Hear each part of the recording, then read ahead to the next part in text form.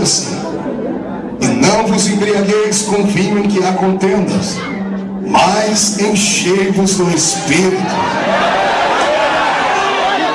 Alguns não acordaram ainda, vou ler de novo. E não vos embriagueis com vinho em que há contendas, mas enchei-vos do Espírito. Perfeito. Fecha a Bíblia, coloca na cadeira, coloca no banco, pegue na mão da pessoa mais perfumada do seu lado. Aleluia. Se o irmão estiver usando o perfume do Avon, perdoa ele. Nem tudo é perfeito. Feche seus olhos e vamos orar.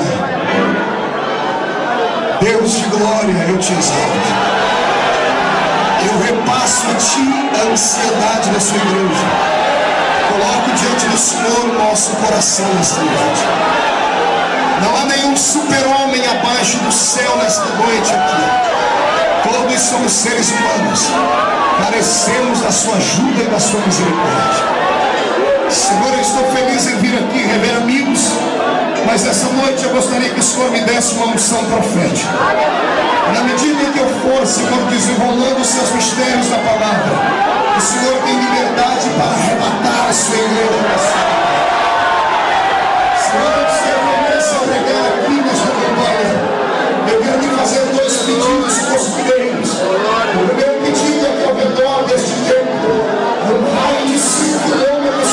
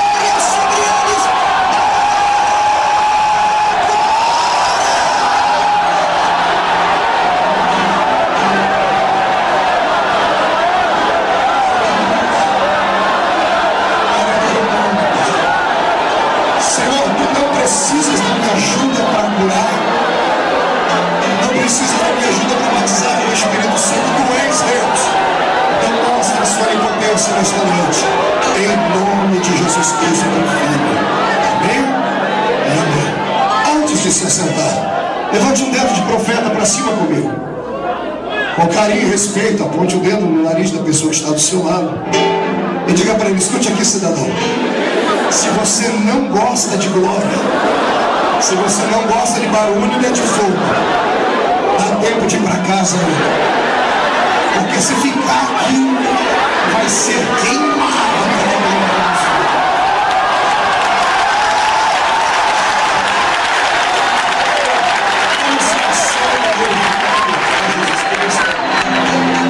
Eu não sei se você está preparado para fazer uma viagem comigo. É uma viagem só de ida. É uma viagem onde nós vamos caminhar pelo tapete da revelação de Deus. O poder de Deus é uma realidade. E é uma questão de sobrevivência espiritual. Quem quer sobreviver comigo, que tenha liberdade hoje para deixar Deus te pegar dentro deste lugar. Pois bem, quando eu abro a minha Bíblia Sagrada aqui no livro aos Efésios, neste capítulo onde lemos o capítulo 5 e o verso 18, este versículo é conhecido do povo de Deus que ama o Pentecoste, que ama a alegria do carisma do Espírito Santo. Tema de congresso, tema de livros. Quantas matérias já não li acerca deste versículo? Mas um dia desses, entrei dentro do santuário de Deus e pedi ao Senhor uma revelação mais prática, porque este versículo ele é diferente. Quando eu leio este livro de Paulo, eu fico entusiasmado, porque em nenhum versículo, quer seja antes deste texto, quer seja depois dele, Paulo está falando sobre bebida.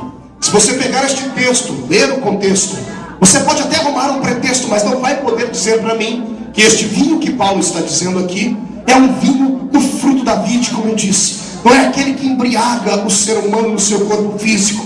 Paulo recebeu uma revelação de Deus e descobriu que aquela igreja, a igreja que estava em ascensão na Ásia, havia agora sido atacada por Satanás. E Satanás não veio com chifre e cauda. Ele veio contra a igreja de Éfeso vestindo sapatinhos de algodão. Ele se infiltrou no meio daquela igreja e provocou uma desgraça, um declínio e uma decadência que somente o poder do Espírito do Senhor poderia extirpar. O que você vai ouvir aqui nesta noite é forte. Eu não sei se você tem estômago para comer um mocotó de Jesus comigo aqui. Se você gosta de tomar apenas um leitinho, eu vou já lhe dizer, prepare um engove espiritual, porque Deus vai ter que me pegar aqui. Eu quero é Deus, e quem quer Deus, grite isso comigo na cabeça. Para entendermos o que é que o apóstolo estava ensinando a esta igreja, eu tenho que lhe convidar a voltar no tempo comigo alguns anos anteriores à escrita deste livro. Numa época linda, uma época em que a igreja do Senhor era uma igreja menina, porque estava ainda florescendo na terra. Eu acredito que a igreja vivia logo nesses anos a sua adolescência espiritual. Pelo que leio a Bíblia Sagrada, essa história de ajuntamento de povo e trazer um evangelista de longe ou de perto para pregar não é invenção nossa. Imagine você que naquela época já havia congressos e trabalhos de avivamento. Atos capítulo 19 é o resumo de uma festa dessa. Paulo estava agora na terceira maior cidade da Grécia Antiga, que era a cidade de Corinto. Corinto era o palco da revelação de Deus. Sempre que eu leio a história da carta aos Coríntios, eu fico imaginando como era esta igreja. Imagine você congregar em uma igreja onde para você profetizar tinha que pegar uma senha, onde para você profetizar você tinha que esperar uma fila de centenas de profetas, pastor Marco. Era uma igreja tão viva, tinha tanta unção que Paulo teve que dar 2 cartas a dizer: irmãos, todo mundo pode profetizar, mas por favor, espere, cada um ao seu tempo. Imagine você entrar numa igreja onde todo mundo é canela de fogo, onde todo mundo entra no reteté de Jesus. Ai, meu Senhor, é uma igreja muito parecida com o ministério apacentário aqui de Deus. O congresso agora estava pré-estabelecido. Como o Senhor tem me dado uma graça para contar histórias, deixe-me envolver você nessa história. Eu quero convidar você para participar de um congresso comigo na igreja de Corinto, aqui em Atos 19. Imagine você receber lá na sua igreja, quer seja em Colosso, Tessalônica, Jerusalém, Antioquia, não importa em qual congregação você estava, a carta chegou lá e o convite era este: venha comemorar conosco mais um ano da igreja de Cristo na terra. E o congresso este ano será em Corinto, a igreja do avivamento. Ah, Jesus! E em detalhe, você vai vir e vai ouvir os maiores preletores do nosso tempo. Imagine se você leu aí no outdoor na cidade, ouviu no rádio que o pastor Marques está pegando aqui, esse rapaz lá da vila da rua, essa voz rouca, parecendo atacar a chave de vez em quando, é chato e galocha, e você veio. Imagine se você recebesse em casa o convite de uma carta dizendo assim: venha ouvir Pedro, Paulo, venha ouvir João, venha ouvir a Copa ministrar no seu aniversário. Meu Deus do céu, a igreja do aniversário do chão. E um dia, pastor Marco, eu comecei a imaginar como era a festa daquela igreja e cheguei à seguinte conclusão: de manhãzinha, o anfitrião já avisava: nós teremos 2 cultos na parte da manhã. O primeiro culto será dirigido pelo nosso irmão Cefas. Cefas é o nosso irmão Pedro. Eu imagino o pastor dando o currículo dele. Pedro foi aquele que arrancou a orelha de Malco, que pulou em cima das águas, foi aquele que negou Jesus. Ele não gosta que a gente conte essa história, mas foi isso que deu vida a este homem. Ele agora não é mais aquele Pedro afoito, ele agora está um pouquinho sério. Então a igreja, por favor, não se escandalize com o jeito de Pedro pregar. Vamos ouvir o nosso irmão Cefas pregando. Eu imagino Pedro subir na tribuna, olhando para aqueles crentes que estavam nascendo agora, e como ele conhecia o poder do pecado, o poder de ser um homem decadente. Pedro luta contra isso, assim: amados, eu tenho uma palavra para vocês que não sei se vocês vão gostar. Deus não quer pecado, Deus não quer uma igreja mundana, porque esta terra que agora existe não mais existirá. Em breve os elementos desta terra ardendo em fogo se desfarão, porque o Senhor dará sua palavra de juízo para esta terra. Imagine você ver Pedro falando contra pecados grosseiros como adultério, fornicação, murmuração e coisas mais. Eu tenho certeza que depois de 1h30 ouvindo Pedro, a igreja estava em silêncio. Mas não era um silêncio de repúdio, era um silêncio de temor, porque a palavra pregada na autoridade, ela causa temor no coração do povo. Eu abro um parênteses e peço a você que ore comigo por essa nação, para que Deus levante homens que tenham a qualidade, a coragem de Pedro, para falar em palavras verdadeiras, não a quem doer, custe o que custar, porque a igreja carece. Se tem alguém aqui que acredita nisso, dê um grito de glória a Deus.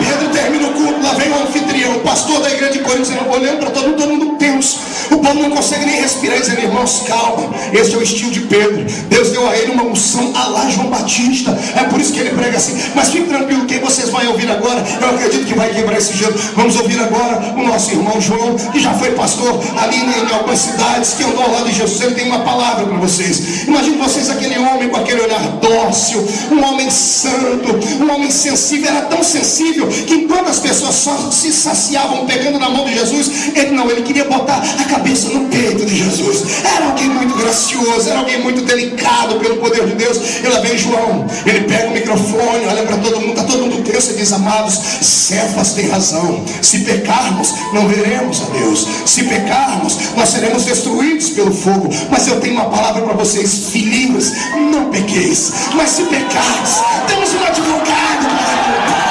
Jesus Cristo justo, nosso Senhor. A igreja quebra o gelo, todo mundo respira, as pessoas começam a falar: poxa, ainda bem que há uma solução, ainda bem que há uma luz no fundo do túnel. E termina o culto, todo mundo sai para almoçar. Eu não sei como é o congresso aqui na Pacentai, mas o congresso na igreja, no congresso na Assembleia de Deus lá no interior é uma benção, mas na hora do almoço ninguém merece. O arroz é um arroz vaticano, papa. É um arroz, espécie de arroz carnavalesco, em bloco. Só o sangue de Jesus de Nazaré. Não bastasse o arroz ser desse jeito, ainda tem que aguentar aquela carne ensopada com batata e aquela salada de repolho que não pode faltar. Eu dou glória a Deus porque tem a Coca-Cola para ajudar a descer, né? Imagina você, todo mundo comeu aquela gororoba santa, mas ninguém está nem aí para comida, porque o povo foi lá se alimentar de outro tipo de comida. E essa outra comida era um filé mignon de Jeová. Chegamos no culto à tarde, todo mundo olhando para o organograma da festa, assim: quem será que vai pregar? Lá no cronograma tem um ponto de interrogação. E o pastor chega: irmãos, nós hoje não vamos ter 2 pregadores à tarde, será apenas um que vai ministrar para nós aqui pelo menos 4 horas. Quero que vocês recebam agora com muita alegria o nosso irmão Paulo de Tarso. Jesus. Quero que você veja aquele gigante de 1,5 metro de altura, calvo, a cabeça agigantada. Quem diz que ele era manco da perna e ainda tinha problema nas vistas. Lá vem aquela figura de Jeová. Todo mundo secando: mas esse aí é Paulo. Esse aí é aquele que está sintetizando a fé cristã, é o filósofo da fé cristã. Aí as pessoas começam: olha, não olhe para a aparência dele não, porque a embalagem, ela está mentindo. O conteúdo é muito melhor. Lá vem Paulo sem esboço, está todo mundo esperando que ele venha com o esboço. Ele diz: não, irmãos, meu esboço está aqui. Ele diz assim: eu quero que vocês se segurem. Imagina Paulo dizendo: apertem os cintos, porque aquilo que os olhos não viram, aquilo que os ouvidos não ouviram, aquilo que não subiu ao coração do homem, é isto que Deus preparou para aqueles que o amam. O povo começa a incendiar e de repente ele diz: irmãos, não se assustem com o palavrão que eu vou falar agora, porque a partir de hoje vocês vão amar este palavrão: escatologia. E todo mundo diz: isso é o que? Paulo está sendo renovado falando em língua estranha? Não, é uma matéria que Jesus me deu. Eu quero falar com vocês sobre escatologia, a doutrina das últimas coisas. E está todo mundo dizendo: que doutrina é essa, Paulo? E Paulo começa a dizer assim: sabe aquele ente querido seu que foi embora? Sabe essas dores que você sente no corpo? Sabe esses guardas pretorianos de Roma que querem arrancar a sua vida e você teme a morte? Um dia tudo isso vai acabar, porque o mesmo Senhor, dada a sua palavra de ordem, descerá do céu com alarido e voz de arcanjo. Os que morreram em Cristo ressuscitarão primeiro, e nós, os que estivermos vivos, seremos transformados e arrebatados ao céu.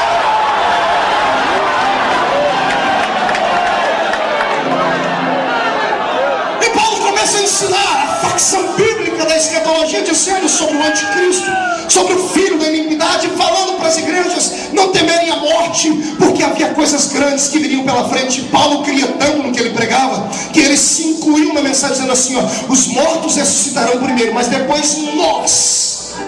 Ele achava que Jesus voltaria naquela época, não voltou, mas a qualquer dia desse ele vai voltar. E se ele voltasse nessa noite, pastor Marco, e dessa igreja aqui, daqui de dentro e de fora, só 2 pessoas fossem arrebatadas, uma era eu, quem era a outra? Deixa eu ver.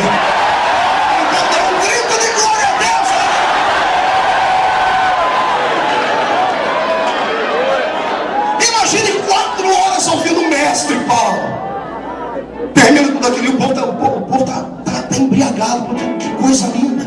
Vai todo mundo para o jantar, todo mundo vai tomar banho de congresso, também é uma benção. É aquele famoso banho tcheco. Conhece o banho tcheco? Tcheco aqui, tcheco ali. Não, é uma benção aqui. Todo mundo vem com aquele cheiro, né, que não é de Cristo. Todo mundo reunido. E fomos para o culto à noite. O anfitrião está lá e diz assim: amados, quantos gostaram de ouvir Pedro? A igreja, amém. E João, amém. E Paulo, amém. Diz: agora o que Jesus preparou para o final da festa, eu não sei como é que vocês vão voltar para casa. Eu imagino até Paulo dando um pulo atrás da cadeira. Esse cabra é bom porque até eu gosto de ouvir ele. Vamos ouvir agora Apolo pregar. Ai, Jesus de Nazaré. A Bíblia não fala nenhum sermão dele, mas para o camarada receber um elogio de Paulo, é porque o camarada era bom. Imagine Paulo falando sobre ele: olha, não há ninguém como Apolo, mestre nas palavras, dono de uma oratória precisa e que tem uma unção fabulosa. Amados, se todo mundo já estava cheio, quando este Apolo foi pregar, eu imagino o que aconteceu lá, o que vai acontecer daqui a pouco aqui nessa igreja. Pessoas incendiadas, arrebatadas, saltando, falando em línguas estranhas, profetizando, agarrando o diabo pelo chifre, estragando a cara dele no chão e indo ao encontro da alegria.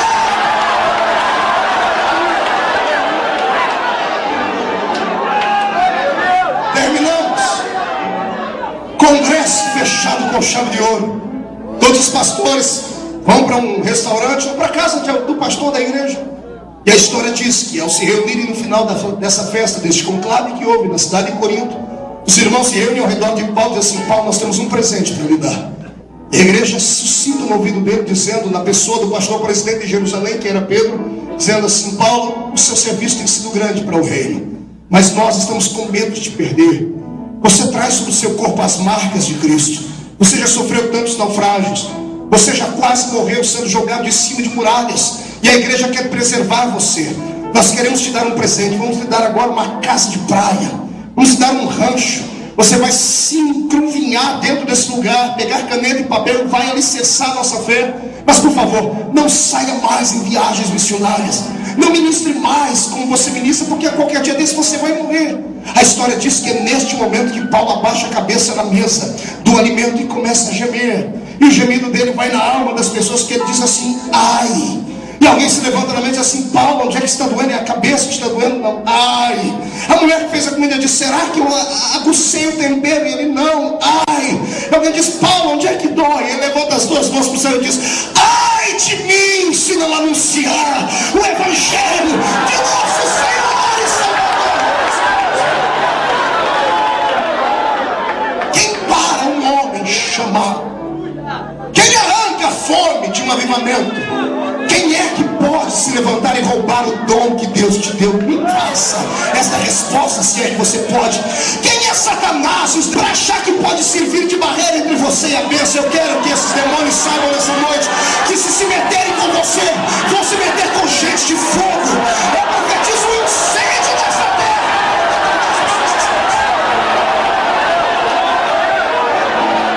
É aí que nasce chamada missionária do apóstolo para a cidade de Éfeso. Na madrugada deste dia, o Senhor falou ao ouvido dele: Paulo, é chegado o tempo de você ir a Éfeso. Ele já havia participado em cultos uma vez na cidade e teve que sair de lá às pressas, mas deixou duas pessoas ali que foram incendiadas por Jesus, que eram Áquila e Priscila. Eles fizeram um trabalho de evangelismo, mas eles eram da alta sociedade. Lembre-se bem disso, diga para o seu irmão: alta sociedade. Diga, além de ser da alta sociedade, eles pertenciam à elite. Diga, portanto, eram intelectuais, ricos, preparados. Diga para o seu irmão: tudo isso acaba virando um problema na vida de quem quer ser espiritual. Depois eu volto a este assunto. Paulo então retorna para a cidade de Éfeso, agora pela autorização do Espírito de Deus. E quando ele para no porto de Éfeso e vai pregar o evangelho, eu quero me mostrar Éfeso agora. Entre comigo pela cidade. Uma cidade que não era uma cidade pequenina, nem uma vila, nem uma viela. Era uma megalópole de quase 1 milhão de habitantes. 1 milhão de homens e mulheres dotados de uma beleza incomum.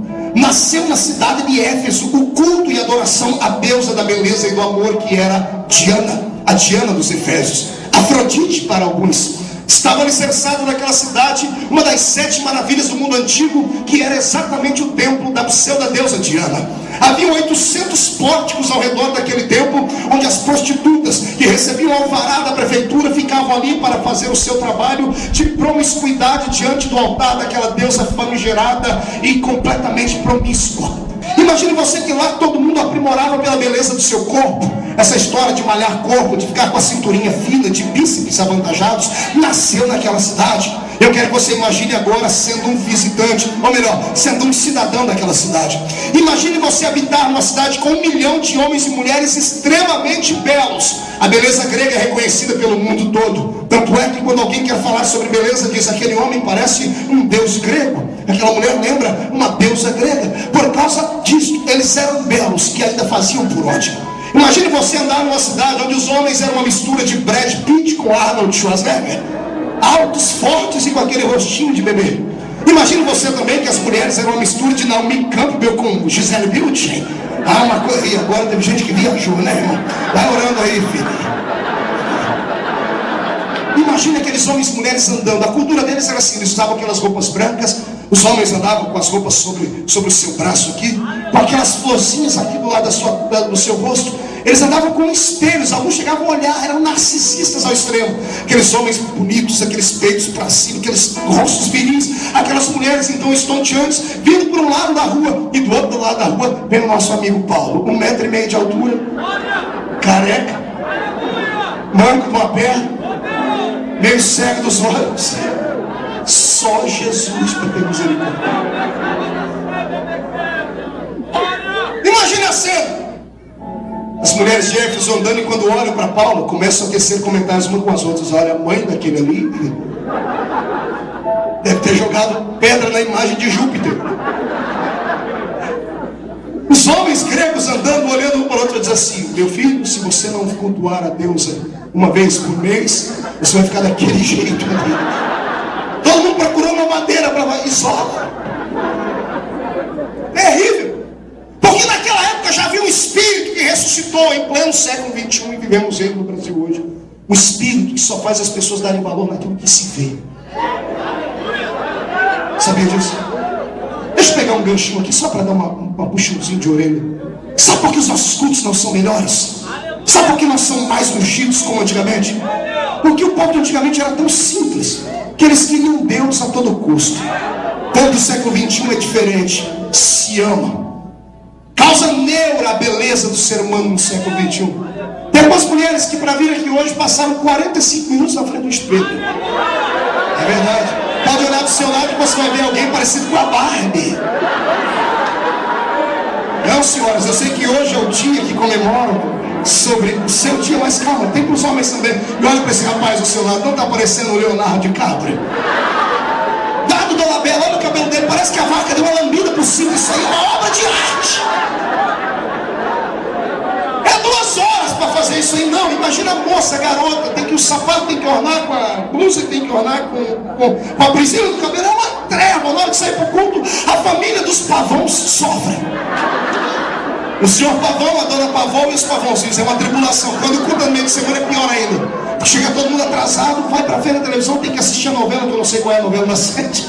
E quando dá a hora que vem pro culto, é uma tribulação só, porque eu tenho que tomar banho, eu tenho que me perfumar. E põe a roupa em mão. Irmãos, hoje, deixa eu falar, eu não entendo mulher. E Paulo diz: vós maridos, entendei as vossas mulheres. Eu não entendo. Sério, não entendo, porque a minha mulher tem vezes que ela abre o guarda-roupa, pastor Marcos, tá caindo roupa lá de dentro. E ela diz assim: hoje não tem nada para vestir. Não entendo. Elas enxergam diferente da gente. É uma bênção, uma maravilha do céu. Aí depois de 45 minutos, corrigindo as imperfeições do tempo, vem para o culto com o rosto tão esticado que não pode nem dar glória a Deus. Se der glória a Deus, trinca. Tem umas que ficam orando e ficam: Senhor, não derrama unção, que se eu chorar vai borrar tudo. Deixa eu lhe dar um conselho: para de usar essa maquiagem ruim. Compra uma maquiagem que dura 24 horas e venha adorar a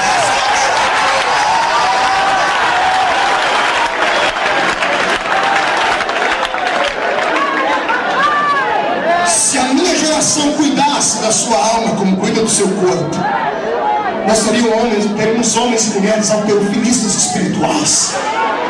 Eu vejo isso num grande exemplo bíblico, numa história tão bela que até as crianças sabem: Davi e Golias. Golias era alto, imenso, um homem de quase 3 metros de altura, que com certeza já malhava o seu corpo, fazendo levantamento de peso. Era muito forte, por isso todo mundo temia. E de repente lá vem uma outra pessoa que quem olhava para ele diz assim: esse aí, o único peso que levanta é o garfo, porque deve ter uma barriguinha saliente. Todo crente abençoado tem uma barriguinha saliente, uma coisa parecida com um cemitério de frango, sabe? Uma coisa assim.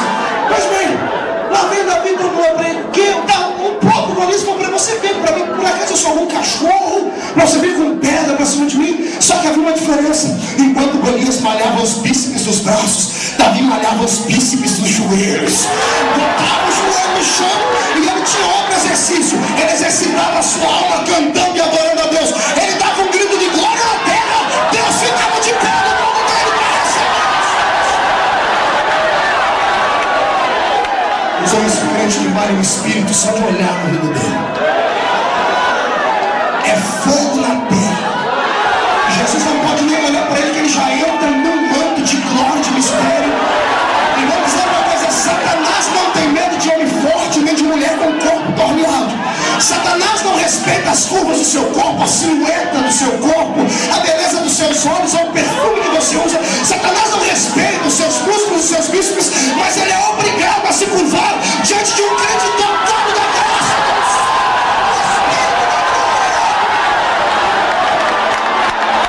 Mão direita para cima, com carinho no ombro do irmão que está do seu lado, com carinho.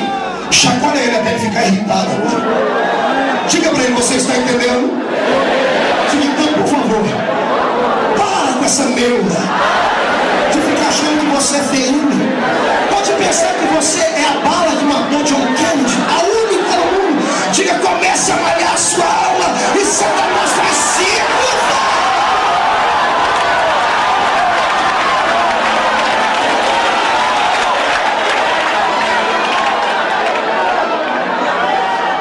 Vem Paulo de cá, vem os gregos de cá. Todo mundo está rejeitando Paulo. E lá de cima a janela do céu se abre, alguém debruça sobre ela, olha para baixo, chama os anjos, chama o restante da trindade: vem cá todos, dê uma olhadinha lá embaixo, olha o meu modelo fotográfico. Meu Deus tem negócio com aquele que não é nada.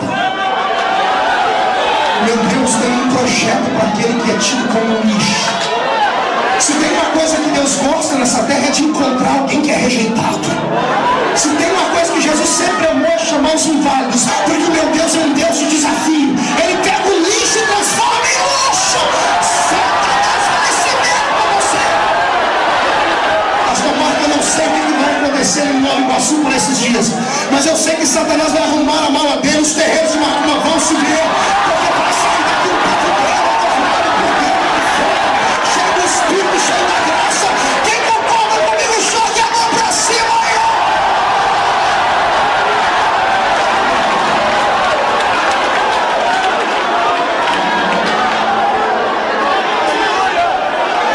Paulo ministra.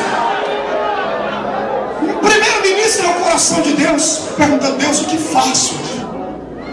Eu disse para vocês que a cidade de Éfeso tinha uma população de 1 milhão de habitantes. Diga para o seu irmão: 1 milhão de habitantes.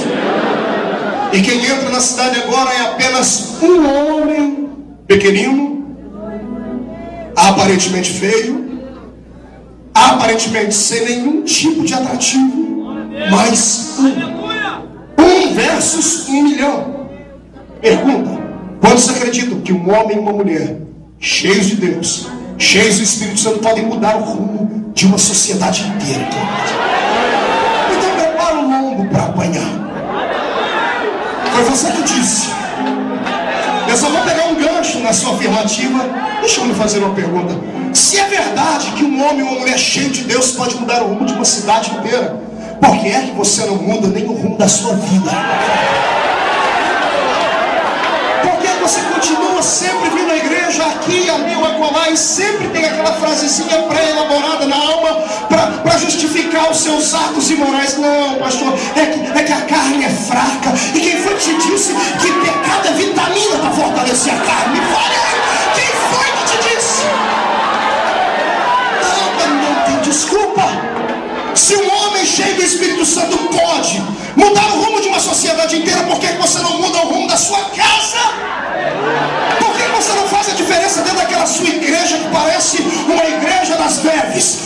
iceberg humano. Não há vida, não há graça, não há revelação, não há conhecimento, não há dons, não há nada de novo. Por que é que você continua sendo este crente que vem ao culto do jeito que entra, sai, frio, calculista, entra aqui dentro, fica com esse olho seco, igual olho de sapo que morre no dia de enchente, fica com essa boca travada, segura aí, boca de aço, língua de ferro, queixo de concreto.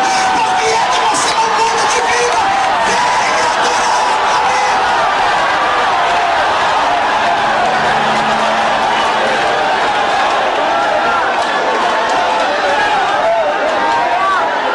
Aí entramos naquele velho problema. Pastor Marco, foi. O senhor está sendo indelicado comigo. Eu quero encrencar com você. Pastor Marco, não é isso, pastor. Isso aí, esses pulos, gritos, línguas, profecias, revelações, essas coisas que o povo entra no reteté e faz assim, isso é coisa para quem é menino, pastor. Isso é para gente que está começando agora. Pastor, eu já amadureci. Ô filho do cão.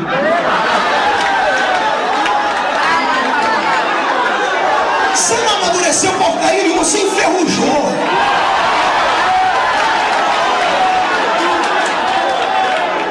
Com o passar dos anos, você deve ter se decepcionado com Deus em algum momento. Você deve ter sofrido um desgaste espiritual com estas vidas, com as coisas, ou melhor, com a vida que leva, com a vida dentro da igreja, com as perseguições. Não suportou, não teve caráter para enfrentar o diabo de frente, não teve força suficiente para atropelar esses homens e mulheres que são coveiros dentro da igreja, que cavam buracos para sepultar talentos. É por isso que você se esfriou. Deus essa noite manda dizer que Ele vai derramar uma unção de óleo nas suas vidas.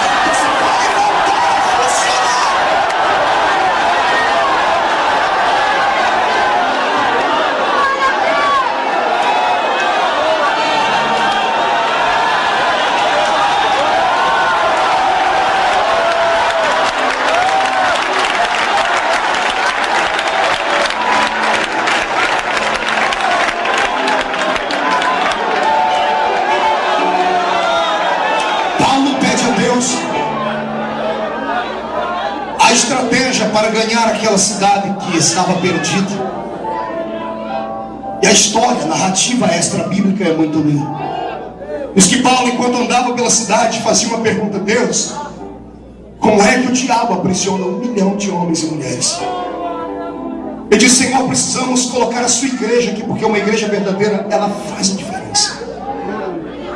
E nesta oração, Deus dá a ele uma resposta imediata. Paulo está andando pela cidade e de repente ele encontra um grupo de 12 homens, 12 varões. E quando ele olha para aqueles varões, na hora o espírito que estava nele testificou com o espírito deles. Eu imagino Paulo bem de longe dando um grito: a paz, irmãos, shalom. Os 12, um olhando para um, que olhava para o outro, dizendo: nós temos alguma placa escrito que somos crentes. Como é que o senhor sabe que a gente é crente? Se aproxima dele, como é que o senhor sabe que a gente é crente? E eu imagino Paulo dizendo: o Espírito que está em vós testifica com o meu Espírito que ambos somos filhos de Deus Altíssimo. Agora fale para o seu irmão, preste atenção nisso. O diálogo com Paulo é curto. Paulo não perguntou para eles qual era o nome do pastor deles. Paulo não perguntou para eles qual era o nome da igreja deles. Paulo não perguntou qual era o endereço da igreja, nem quantos membros tinham. Paulo fez uma pergunta estratégica no mundo espiritual. Paulo perguntou a eles assim: vocês conhecem o Espírito Santo?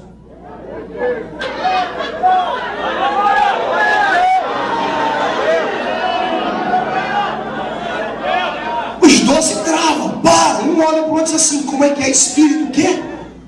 Espírito Santo. Ele diz: não, a gente é batista. Não estou falando mal, não, está na Bíblia. Ele disse: não, nós só fomos batizados no batismo de João. João era batista. Só esqueceram uma coisa: que o único batista da Bíblia era pentecostal. Ele diz: eu, João Batista, batizo com água, mas vem um rei que vai batizar com o Espírito Santo.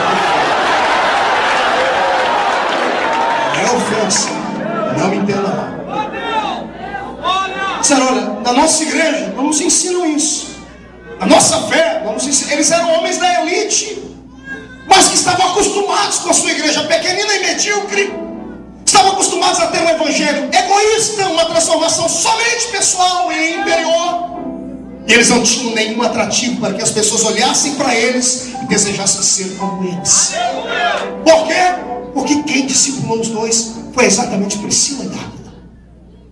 Priscila e Áquila pertenciam à nobreza dos gregos. Passando por ali, ministraram ao coração deles, mas não falaram sobre a efusão da glória. Eles se converteram porque a palavra tem poder, ela transforma. Uma vez perguntaram para mim: pastor, todo mundo vai para o céu? Quem fala em línguas e quem não fala, quem é frio e quem é quente, todo mundo vai para o céu, quem crê nos dons e quem não crê? Eu digo: é claro que vai todo mundo para o céu se estiver dentro dos parâmetros da Bíblia. Os carismas não impedem o homem de ser salvo e também não ajudam ele a ser salvo. Não é porque eu falo em línguas que vou para o céu e o irmão que não fala em línguas não vai, não é nada disso. Aí um dia mandaram um e-mail para mim: pastor, se todo mundo vai para o céu, então por que eu vou ser pentecostal, ficar igual um doido na igreja, pulando? O povo olha para mim, vê até minha goelinha balançando na boca. O povo fala que o nosso Deus é surdo. Isso aí às vezes é vergonha, pastor. Eu digo: ei, calma, a diferença não está aqui. Eu acho que a diferença vai estar quando chegarmos do outro lado. Vou explicar para vocês. Imagina aquelas pessoas que não creem nos dons, não têm atitude de buscá-las. Quando chegar no céu, vão tomar um susto. Tem dificuldade em crer em visões, lá vai estar assim de anjo. Cavalos de fogo correndo de um lado para o outro. A minha Bíblia diz isso. Não acredito em línguas, vão chegar lá, vão ver todo mundo falando em línguas. Vai ser uma dificuldade. Não gostam de muito barulho. Lá o céu não é lugar de silêncio. É grito e glória para céu.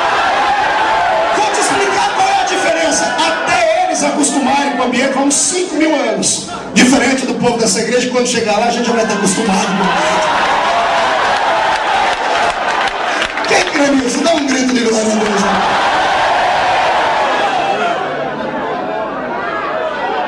Vocês conhecem o Espírito Santo? Não, a gente nem sabe que existe ele. Eu imagino Paulo olhando para o céu e dando uma gargalhada. Aquela gargalhada de gozo, de satisfação. Paulo está satisfeito com o quê? Ele tem a resposta do céu.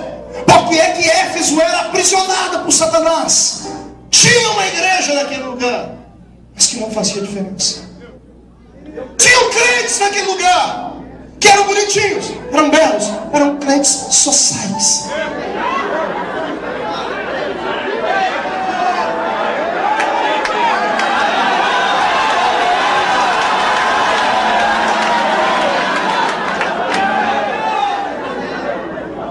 Eu tinha uma igreja com aquela pregação light, de massagem no ego. Massagem no ego tão forte que faz a pessoa que pecou, desgraçado, fez tanta coisa errada, ele sai dali achando que ele pode continuar pecando ainda, que está tudo bem. A mensagem convence ele de que o que ele fez não é tão grave assim. Venha como está, aí continua, fica como veio. Aí eu que venho lá da roça continuo, depois vamos ver como é que vai ficar. Jesus não quer só o coração, pastor. Jesus não é cristiologista, não é açougueiro. Jesus quer um processo de santificação que comece por dentro, mas que acabe se exteriorizando, está entendendo? Você tem que ser diferente desse mundo. Há alguns anos atrás a gente conhecia um crente de longe, só de olhar para ele não era pelo tamanho do cabelo, pelo tamanho da saia, como você está pensando, não era. A essência de Deus estava no indivíduo. Hoje a pessoa chega na gente, mostra a carteirinha da igreja, você olha a carteirinha, vê a validade dela, olha para a cara, não tem dificuldade de acreditar, porque não há mudança. É por isso que eu quero que em nome de Jesus esta geração que está me ouvindo aqui volte a zelar pelos princípios da palavra. Pastor, o senhor veio lá do meio da roça para falar de doutrina, que não estou falando de doutrina, estou falando de uma coisa muito mais forte, com respeito, estou falando de vergonha na cara. Estou falando de voltarmos a ter vergonha na cara e fazermos o evangelho ser glorificado nessa terra. Quem crê nisso, glória a Jesus.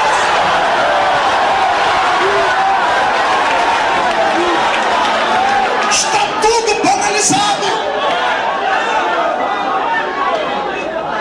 Infelizmente, domingo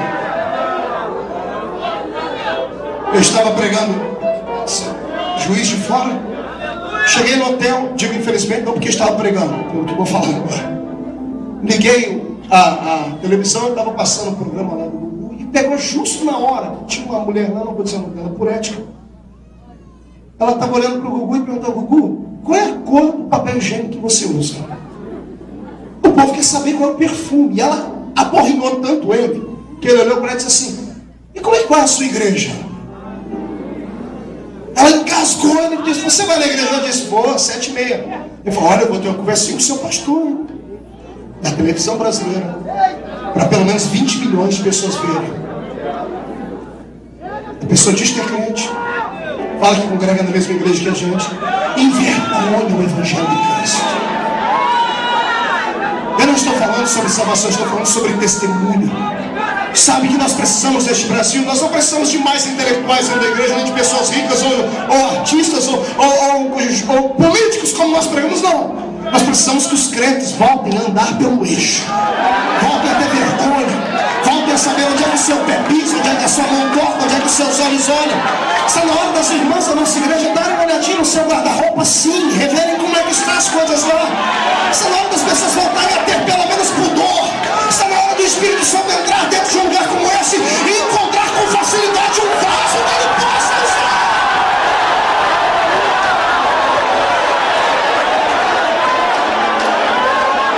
O Evangelho light, prostituído, desprovido de compromisso com Cristo, adulterado, eu protesto.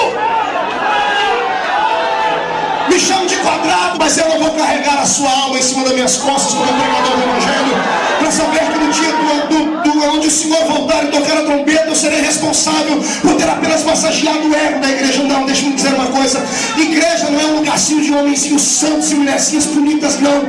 Igreja não pode ser comparada a um grupo de Rotary Club ou uma reunião social. Igreja não é uma plataforma de shows, não é um lugar de desfile de modas. A igreja não é uma casa de espetáculos. Igreja é um lugar onde os homens e mulheres se reúnem para glorificar, exaltar, santificar.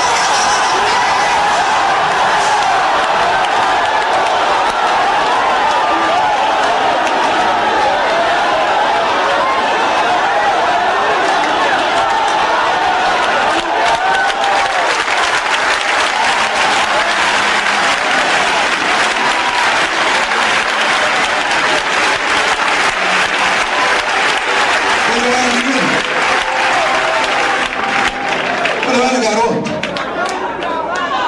uma irmã lá da nossa terra tinha uma mente muito criativa, muito fértil. Ela me contou uma história, eu nunca mais esqueci.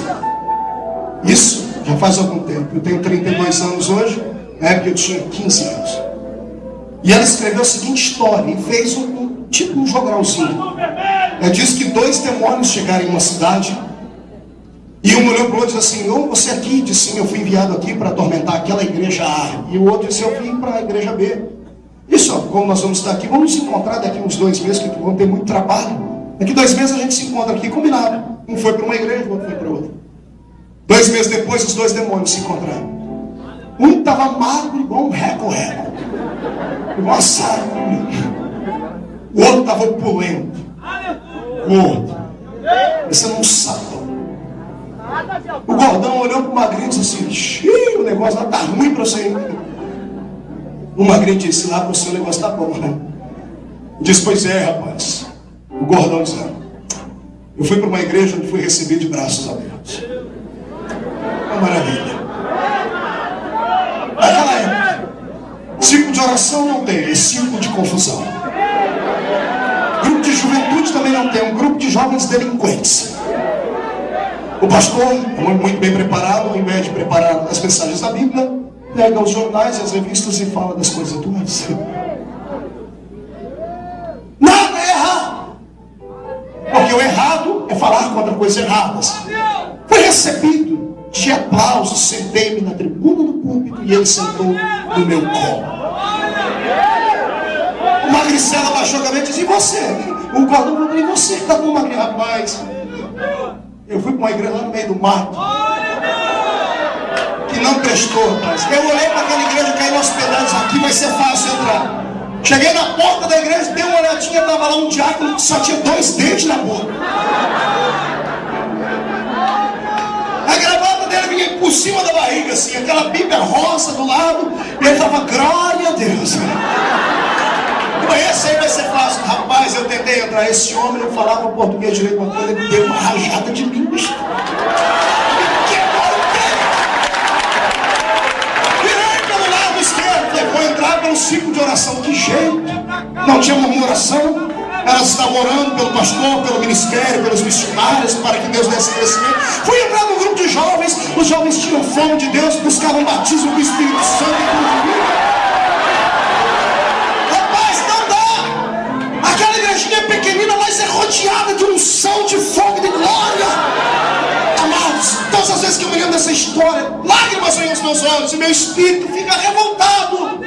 Fica revoltado porque nós estamos vivendo uma era tão linda, uma era onde o evangelho pode ser pregado de qualquer forma, deliberadamente, sem que ninguém nos persiga. A igreja tem tudo para viver a melhor fase. No entanto, a igreja está arrogante, está opulenta. Os homens que estão na frente da igreja brasileira e mesmo mundial não tem mais compromisso com a verdade, não tem coragem de tocar na ferida dos homens. Deus quer levantar uma geração de profetas, e eu não duvido que vai começar aqui em Florianópolis.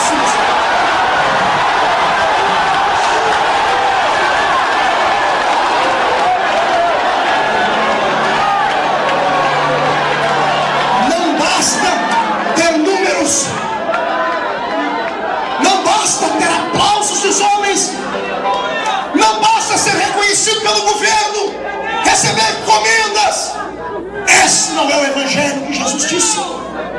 Jesus nunca disse: no mundo os homens vão bater nas suas costas e vão gostar do seu estilo de vida.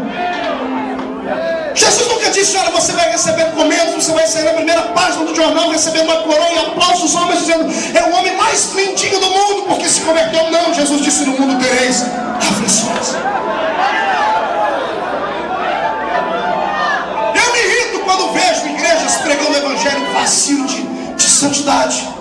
Pessoas pregando um céu na terra, colocando Deus na parede, dizendo: se Ele é Deus, Ele é obrigado a dar. O infeliz que inventou isso tinha que tomar um cascudo, tinha que tomar um couro de vara. Como é que Deus é obrigado? Deus não é obrigado a nada. Se Ele der, Ele é Deus. Se Ele não der, Ele continua sendo Deus, porque Ele é soberano.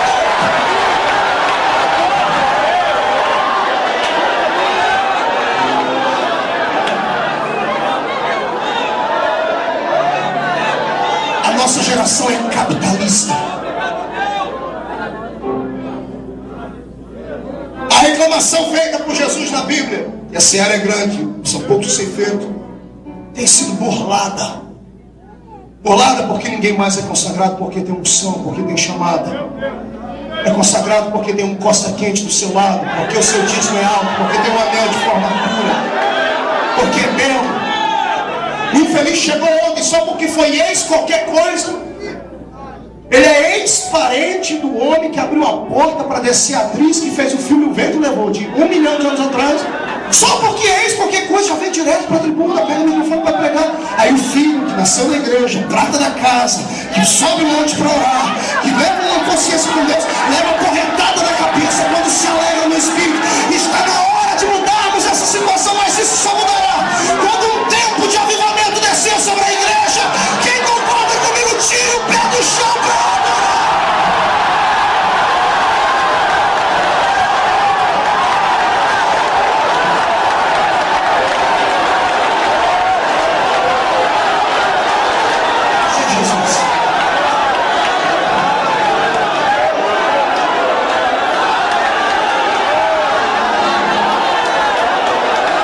Só há uma maneira de mudarmos uma sociedade.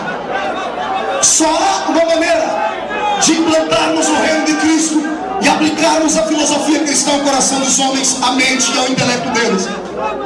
Isso é feito, sim, com conhecimento. Mas no mesmo nível do conhecimento tem que estar a graça.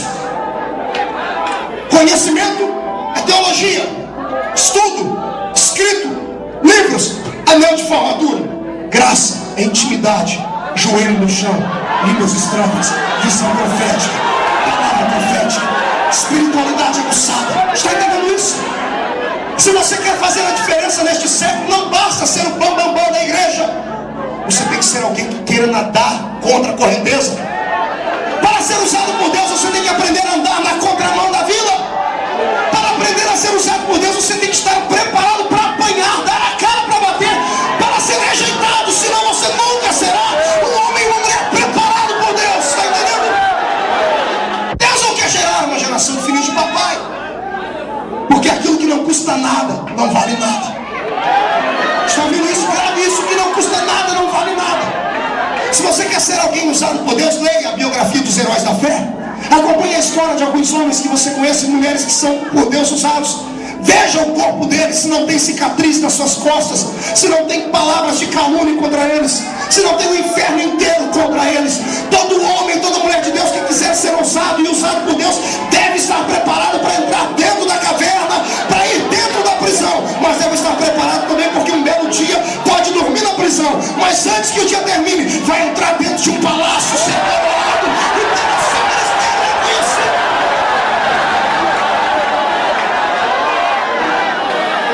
Estamos no impasse. 1 milhão de habitantes, um baixinho de 1,5 metro e 12 homens só vivendo da filosofia cristã. Paulo olha para eles e faz uma pergunta: querem conhecer ele? Querem conhecer o Espírito Santo? Porque ele pode mudar a nossa vida. Os 12 concordam, queremos. Como é que a gente faz? Onde é que a gente vai para conhecer ele? Aqui mesmo. Eu não tenho que ir lá dentro da igreja. Não, aqui mesmo. O que a gente faz? Dobra o joelho os 12.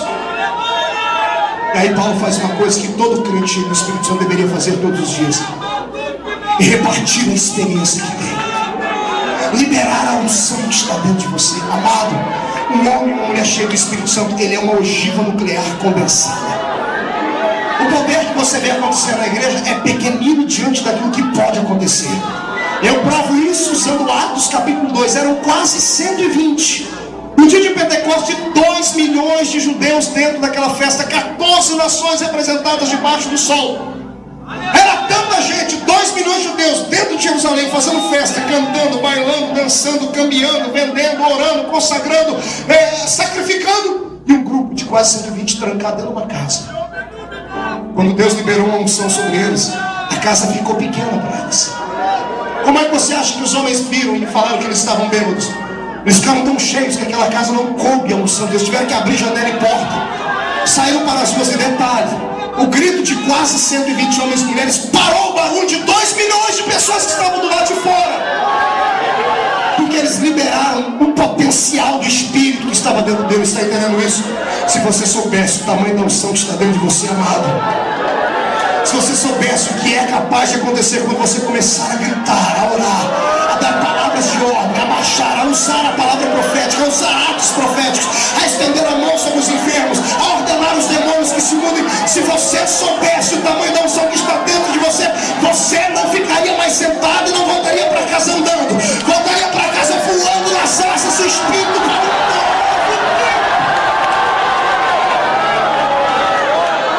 Pergunta para o seu irmão: você acredita nisso?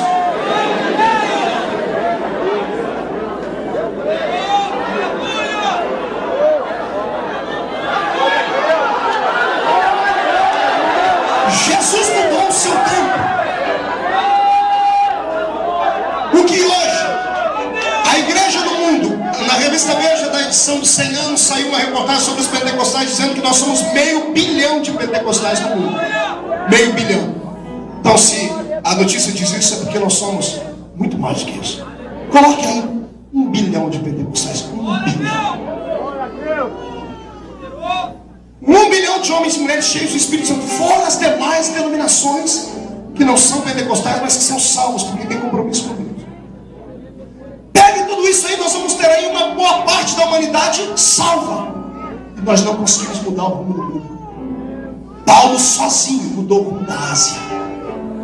Está me ouvindo? Não tinha avião, não tinha televisão nem internet. Ah, pastor, mas o mundo da época dele era pequeno. É claro, em proporção sim. Mas o que aquele homem fez sozinho, entrando dentro de barcos, subindo no lombo de cavalos, pregando nas ruas, nos areópagos, indo diante dos homens grandes, o que ele fez sozinho? Sabe por quê?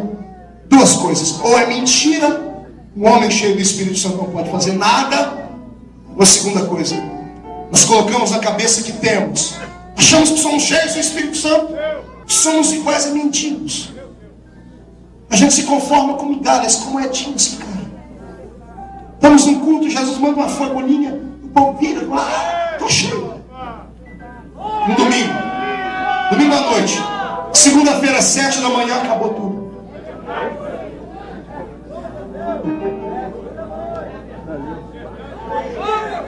O Espírito Santo nessa noite está aqui para uma obra diferente. Está me ouvindo? Você que está aí fora, assistindo pelo canal, você que me assiste em casa está ouvindo isso. O Espírito Santo quer mudar a sua vida. Mas para isso você tem que tirar o dedo do fundo do rio. Para isso você tem que quebrar algumas regras, alguns protocolos e etiquetas. Para isso você tem que dar um salto, você tem que dar um grito, você tem que se desesperar pela sua alma. Para isso você tem que ousar, acreditar, você tem que tatear o invisível. Para isso você tem que falar a linguagem de Deus. Você tem que voltar a orar, tem que subir um monte sim, tem que dobrar o joelho, tem que se consagrar. Para isso você tem que se desligar da terra. Quem conseguir fazer isso será o homem e a mulher que vai fazer esse Brasil. Será uma nação próspera diante do Senhor dos Exércitos. Quem acredita nisso melhor? Quem se candidata a isso, dê um grito de glória.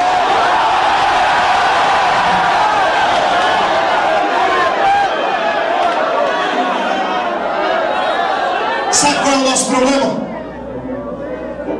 Nosso problema é que a gente só sabe criticar e murmurar. A gente só sabe se olhar e falar: nossa, está tudo ruim, a igreja está isso, está uma desgraça. Ninguém se atreve a entrar no Santo dos Santos. Por que é que você acha que Jesus me deu esse ministério que ele me deu? Porque eu sou bonitinho? Tenho espelho em casa. Porque eu tenho uma estrela na testa? Porque eu tenho alguém influente por trás de mim que me projetou? Porque eu ousei sonhar e acreditar. E sempre fui valente. Valente não significa que você é poderoso. Valente significa que mesmo sendo fraco, você tem coragem de lutar pelos seus sonhos. Um dia eu estava quase arrogante, pastor Marco. Estava batendo o peito dizendo assim: Jesus, eu devo ser lindo, devo ser especial. Rapaz novo, com 26 anos de idade, eu já tinha pregado em 20 países do mundo. Hoje, com 32, já estamos em mais de 53 países. Brasil, todos os dias pregando. Eu cheguei a contar, mas eu sou especial. Deus disse, me deu um puxão de orelha e disse: filho, não. Você representa o meu desespero. Eu falei: não entendi isso. O senhor disse: quem olhar para você vai ver que eu sou um Deus desesperado. Eu falei: por que, senhor? Todo mundo olhar para você vai ver. Se eu uso você, eu posso usar qualquer um. Se eu entrei dentro da Vila Tatu, te peguei debaixo da saia da sua mãe, de uma igrejinha pobre onde todo mundo cortava cana, sem esperança de futuro, sem dinheiro, sem nada, e fiz o que fiz, imagina que eu posso fazer com qualquer um desses que tem um pouquinho mais de condições. Ei, o céu é o limite para aqueles que querem uma vida diferente. Você tem duas opções essa noite: voltar para casa, pegar os pavãozinhos, a dona Pavoa, sentar na mesa do café da noite agora, na sopinha, dizendo assim: olha que culto lindo. Poxa, que maravilha, como fala aquele menino. Olha.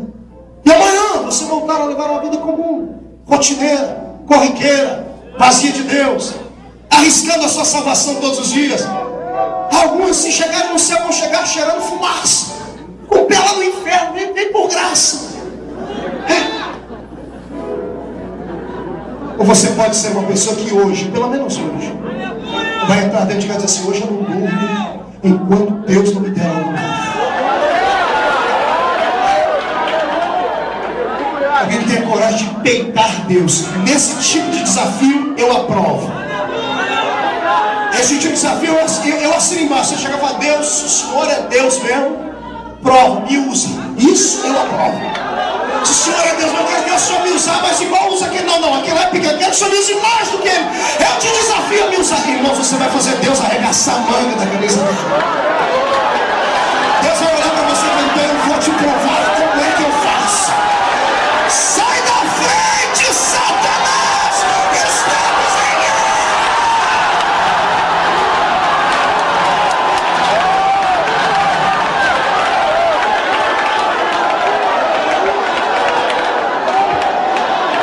Por gentileza, mão direita para cima.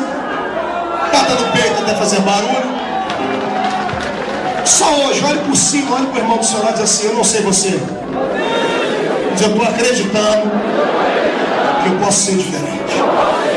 Diga ao seu irmão: a partir de hoje, Satanás vai sofrer nas minhas mãos, porque eu vou deixar Jesus me usar.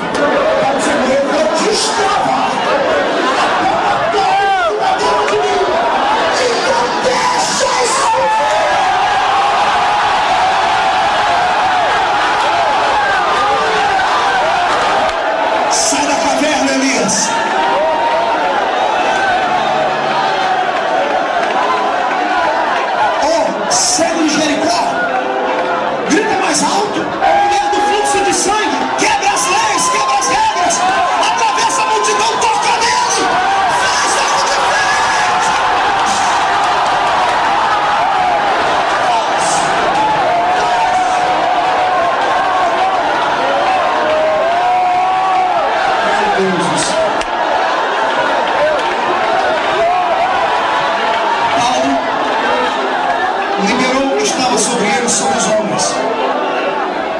De repente todo mundo ficou cheio do Espírito Santo. Agora olha o que aconteceu. Esse também, pastor Marco, eu acho que é um problema na igreja. As pessoas lutam até receber. Quando recebe o poder, se acomodam. Eu imagino os 12 levantando e falando em línguas e batendo as mãos e pisando firme. Vamos fazer um culto agora. Lá na igreja, Paulo, no meio da rua. Aí eu aplico a história paralela a essa. A história paralela a essa diz que Paulo, no dia que orou por esses 12 homens, havia no centro de Éfeso uma apresentação de bruxos, uma apresentação de feitiçarias. Era uma espécie de show de magia. Éfeso também era uma capital de ocultismo. Paulo chama ele, junto com ele, os 12. 12 mais 1, que número é? Que número é? Todo mundo tem medo do número 13, porque acha que é azar.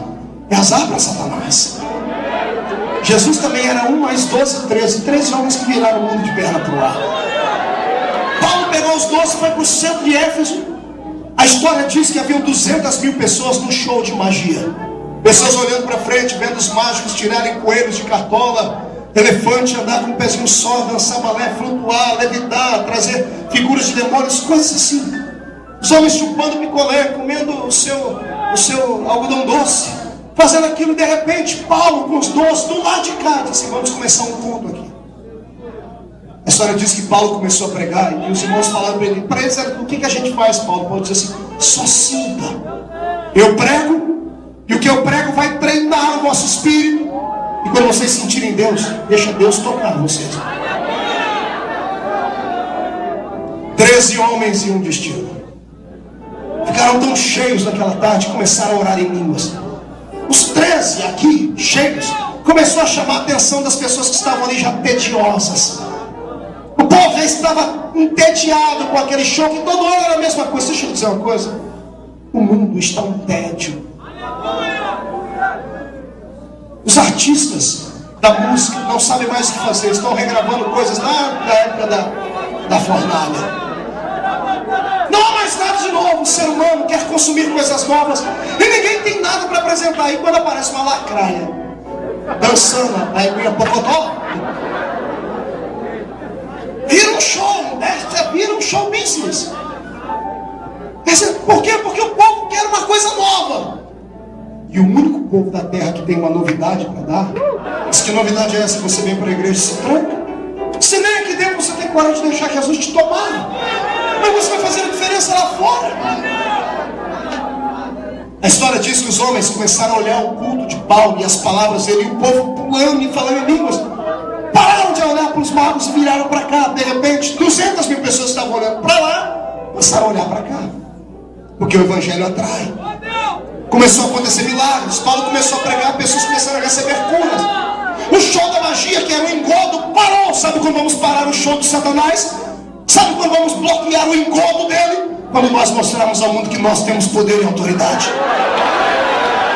Eu estou cansado de aos domingos ler na segunda-feira no jornal, eu ver qualquer coisa assim, que um espiritualista, um gnosticista, um catimbozeiro, um pai, uma mãe de chiqueiro foi na televisão e conversou com o morto, e que recebeu um livro, e que psicografou uma mensagem, e que fez um milagre com o espírito do Dr. Fritz. Eu estou cansado disso. Estou cansado de ver Satanás na mídia, e a gente só aparece na mídia por uma desgraça. Pastor roubou, pastor adulterou, igreja fez isso, aí aparecemos na mídia. É hora de mudarmos essa situação. Pergunte para mim: como, pastor? O segredo está dentro de você. Pergunta: qual é, pastor? A unção do Espírito.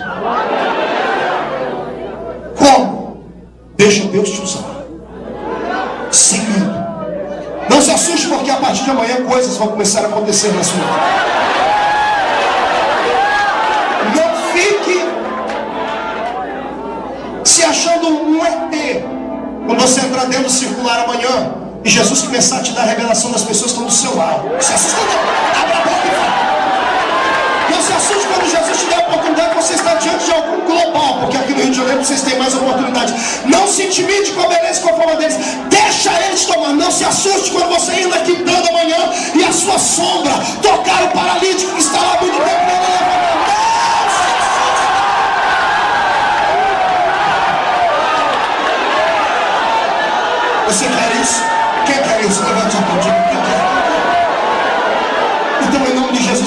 essa palavra profética agora. Você não é mais o mesmo. A glória de Deus vai te acompanhar. Mas vai fazer um rebuliço por outro. Você passar a partir de agora. Se você crê nisso, pega e fecha a sua mão. Dê um salto para cima e glória.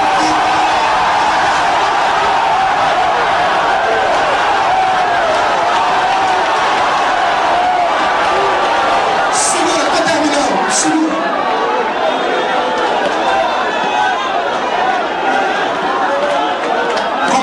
Lá no interior de São Paulo, aquele culto de Paulo mais os 12 versus os 200 mil, o bicho pegou. A unção de Paulo estava contagiante. 200 mil pessoas creram no que Paulo pregava. A situação ficou tão estranha que os bruxos pararam com a bruxaria e vieram ver Paulo.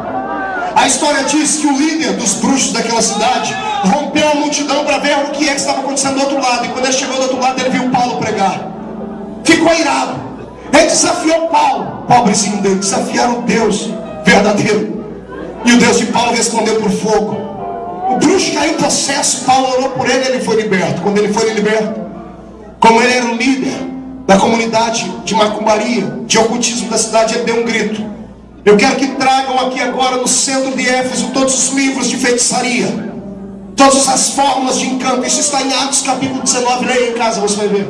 Traga os livros de macumbaria, traga tudo. Vamos queimar em praça pública, porque o único Deus verdadeiro é o Deus que está dentro desse baixão de 1,5 metro aqui, que vai mudar a nossa vida. Prepara o espírito, porque agora vamos chorar. Querido, eu quero agora o solo mais melancólico que você tem. Aquele quando você está triste. Olha para cá. A cidade estava alicerçada. Mudou o ritmo da cidade. O templo da deusa Diana desaparece da história. Ninguém sabe por quê. Até hoje a ciência, ou melhor, a arqueologia e a história tentam explicar como é que uma das 7 maravilhas do mundo antigo desapareceu da história. Como é que o templo da deusa Diana virou frangalhos, esmiuçado. E por que essa deusa deixou de ser adorada? Porque um homem de 1,5 metro entrou dentro daquele lugar cheio de Deus. Nasceu ali a maior igreja que o mundo daquela época havia conhecido. A igreja de Éfeso foi uma igreja tão grande, tão poderosa, tão próspera, que ela sustentou em épocas difíceis a igreja de Jerusalém e outras igrejas mais. Paulo passou 3 anos e meio nessa cidade alicerçando, ensinando, pregando, profetizando. Imagine você congregar numa cidade com várias igrejas e ao todo mais de 200 mil crentes. Poxa, um jovem obreiro chamado Timóteo. Diga para o seu irmão, Timóteo.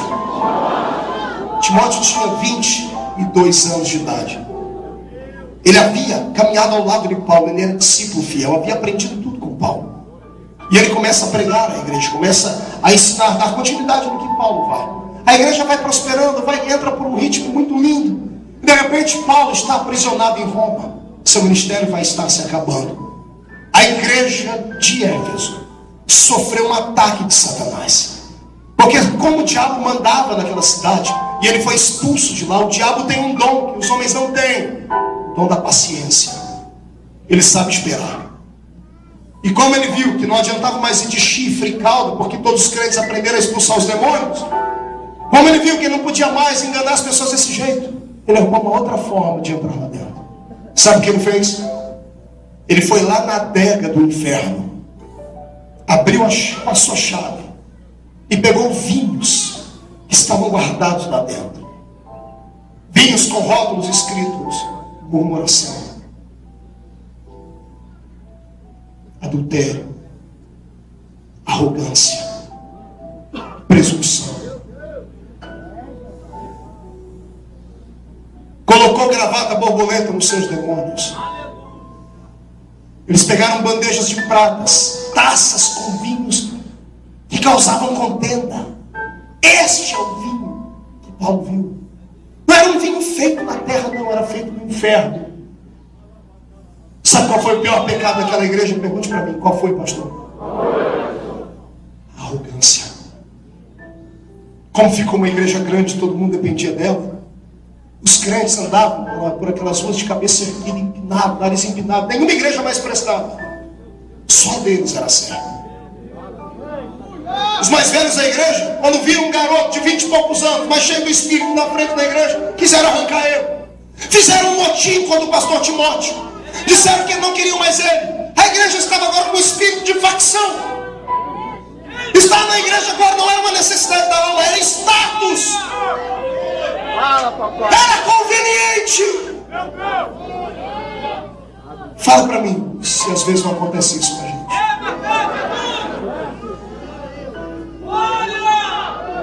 Eu falo da minha denominação, não da sua. Falo aqui como falo em qualquer lugar. Não tenho vergonha, não tenho medo. A minha igreja, a qual eu pertenço, passou por 3 grandes fases. A Assembleia de Deus. A primeira fase é a fase da perseguição. Oh, fase que linda. Era difícil ser crente. A gente apanhava para a igreja. A gente perdia amigos. Quando alguém queria debochar da gente, era só gritar: ô crente. Não falavam com gozo na alma, falavam em tom de deboche. Eu perdi todos os meus amigos quando fui para a igreja há 20 anos atrás, quase. O meu próprio pai não queria que eu fosse à igreja. Ele me ofereceu uma moto novinha. Eu falei: eu te dou essa moto para você deixar de ser filho. Você vai envergonhar a sua família. Era uma época difícil.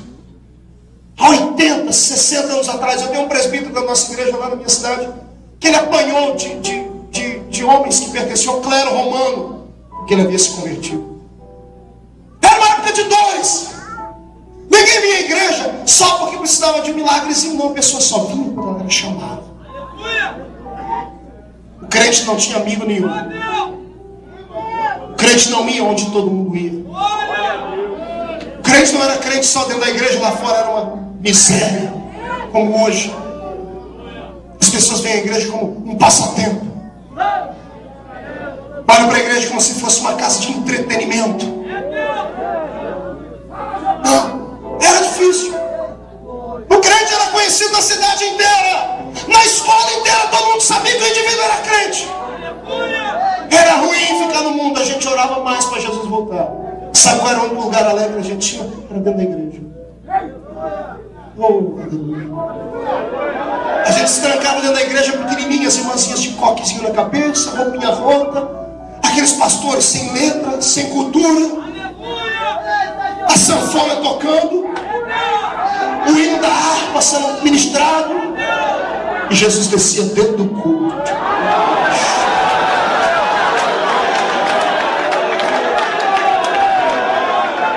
Éramos perseguidos. E a perseguição faz crescer. A perseguição é como se você pegasse uma clara de ouro e batesse nela. Mas você bate com mais volume. A igreja cresceu. Aí passamos para a segunda fase. Nós, de perseguidos, passamos a ser imitados. Todas as demais denominações que nasceram por aquelas épocas se espelharam na minha denominação. Esse cumprimento, a paz do Senhor, a paz, shalom, interessou. Nasceu com a gente. Os hinos da harpa, todas as igrejas comungavam eles. Grupo de senhoras, grupo de jovens, corais, isso nasceu com a gente. Todas as igrejas tinham. Porque de perseguidos, a beleza era tão grande, passamos a ser imitados. Quando passamos a ser imitados, pecamos. Aí começamos a bater no peito. Somos a maior denominação do mundo, a maior igreja. A maioria dos pastores da minha igreja são arrogantes. Olha as pessoas de cima para baixo. Acham que são donos da verdade. Só a igreja deles presta. Acham que o Espírito Santo é uma exclusividade deles. Acham que a verdade só está com eles. E se tem uma coisa que Deus não dá, é a sua glória para ninguém. Aí, de perseguidos e imitados, declinamos e passamos a imitar todo mundo. Fazemos reuniões, fazem muitos reuniões, já precisamos mudar a liturgia do culto. Precisamos mudar isso, mudar aquilo. Por que será? Ah, pastor, porque os tempos mudaram. Não! Porque estão embriagados com o vinho da arrogância, da presunção, da prepotência. E não é só a minha denominação, outras também que já são grandes por aí, que ontem precisaram da gente para comprar um canal de televisão. Pediu oração, vamos comprar um canal para a gente pregar nele. Aí agora, passa o dia inteiro chamando o diabo para dentro da casa das pessoas com as programações. Aí na madrugada tenta expulsar o diabo. Arrogantes. Perderam a visão de Deus. Esse é o vinho que a igreja está bebendo. Esse vinho traz o restante. Uma geração de pessoas que não querem servir, não querem respeitar. O público da igreja é flutuante. Enquanto você está falando tudo que eles querem, eles ficam. Não deu certo, para aí, porque tem uma igreja ali que eu botei, uma ali que faz tudo que você quer. Se aquela não der certo, você anda mais sem medo, tem outra. Já desse eu vi lá em São Paulo, uma igreja com uma placa assim, aqui você não precisa dar o dízimo, dê só a metade dele.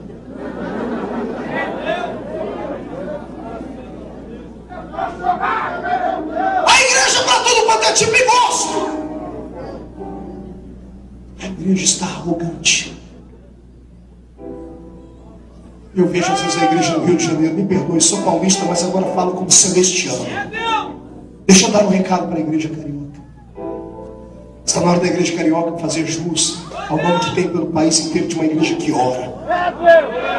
O Brasil inteiro conhece a igreja carioca como os crentes que sobem o monte. Gente, unção de revelação. Eu participei de um congresso há pouco tempo aqui, todo mundo disse: o Rio de Janeiro é do Senhor Jesus, quem manda no Rio é Jesus. É mentira! Quem manda no Rio é Fernandinho Beiramar, dentro de uma prisão. Quem manda no Rio de Janeiro são os traficantes que param o comércio. Ah, mas nós temos uma governadora que é crente, mas esse que não interessa isso, não adianta ter nome, tem que ter atitude. Tem que ter atitude.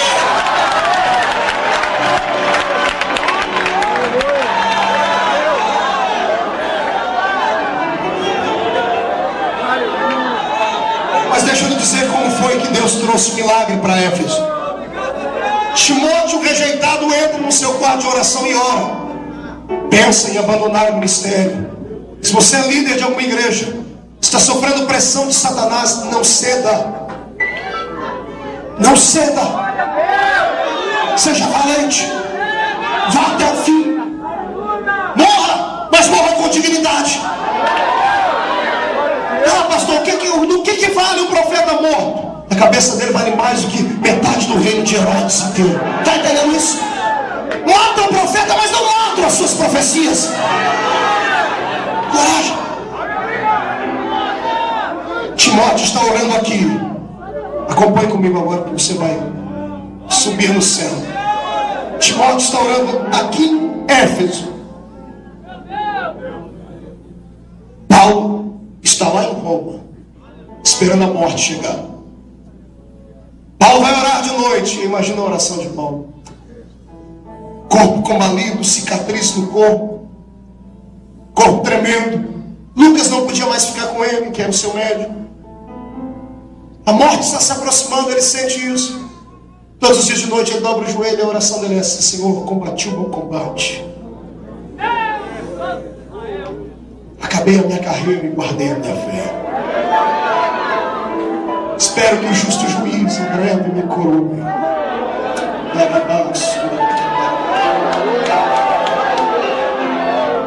A tradição diz que Paulo estava orando quando a voz de Deus entrou dentro do cálice e disse: Paulo, hoje não, Senhor. Paulo lembra de Timóteo? Lembra, meu filho amado, ora por ele. Está desanimado. Estou querendo tirar ele da frente do trabalho, irmão. Paulo lembra de Éfeso? Sim, Senhor. Éfeso está bêbada. Os crentes estão embriagados com o pecado, arrogantes, por causa da riqueza da cidade, por causa dos megatemplos, por causa do conhecimento. A igreja está bêbada, Paulo. Imagina Paulo desesperado, falou: Senhor, o que eu faço? Eu estou preso aqui dentro. Paulo, pega uma caneta, escreve a receita para curar essa doença na minha igreja. Paulo pega uma caneta e um papel e escreve essa carta.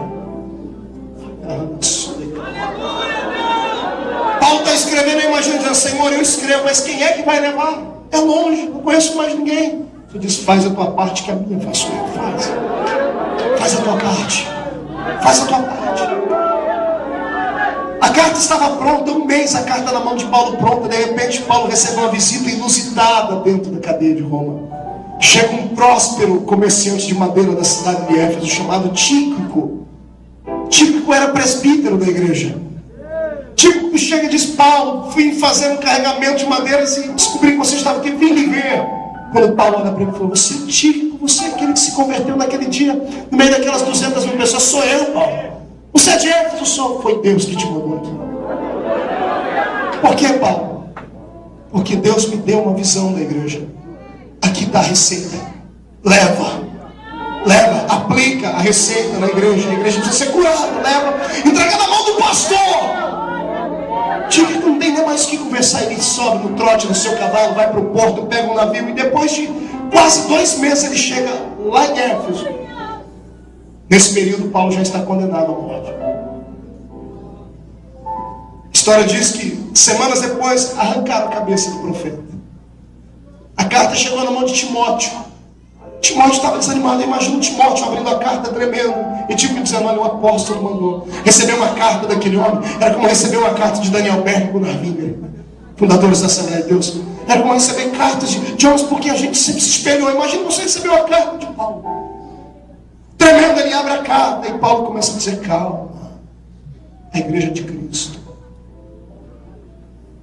Depois que ele lê a carta, ele marca um culto especial. Notícia esparrama em Éfeso, vem gente de tudo quanto é lugar. O apóstolo mandou uma carta. As pessoas sentiam saudade de Paulo. E juntou aquela multidão. Timóteo começa o culto, mal canta um hino, já diz: irmãos, deixa eu ler a carta porque é cumprida. Imagina você sentado no meio daquela multidão e ouvindo Timóteo lendo a carta aos Efésios. E ele vai lendo. Cada palavra que Timóteo lia, com voz embargada, fazia com que a igreja se sentisse pequena, com saudade do seu mestre que havia lhe ensinado. Imagina os mais velhos dizendo assim: que saudade de Paulo. Aí ele mesmo que escreveu, ele pregava desse jeito. Nós não podemos abandonar os marcos antigos. O homem que não se lembra do seu passado, que esquece as suas raízes, ele não é digno de viver. Inclina na sua cabeça. Timóteo está lendo a carta. Quando chega lá no capítulo 4 e 5, Paulo começa a revelar aquilo que Deus diz ainda: existem adultérios dentro da igreja, murmurações dentro da igreja. A igreja é a noiva do Senhor, não pode ser maculada. A igreja está arrogante, presunçosa, pretensiosa, precisa mudar de vida. As pessoas estão de cabeça baixa como você está agora, estão dizendo: poxa, como é que ele sabe disso? O Espírito Santo vem na ouvido e diz assim: fui eu que revelei a ele. Aleluia. E de repente Timóteo dá um grito, com a voz embargada, e grita: e assim escreveu Paulo: não vos embriagueis com vinho em que há contendas, mas enchei-vos do Espírito de Deus. Na cheira de cobrar